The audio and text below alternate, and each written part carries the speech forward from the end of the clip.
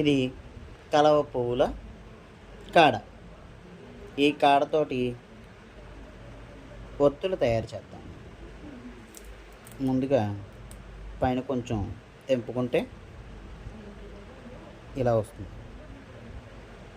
దీన్ని జాగ్రత్తగా వేలికి ఇలా చుట్టుకోవాలి.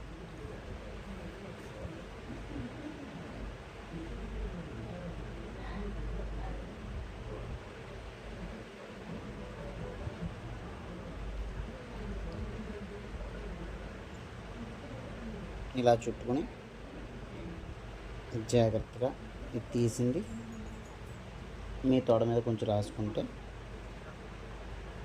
ఇలా కొంత భాగం దాకా చేస్తే ఒక కాడకి ఒక చిన్న ఒత్తు అవుతుంది. ఇందులో ఒక 2 అంగుళాల ఒత్తు తయారు చేశాను, చిన్నది.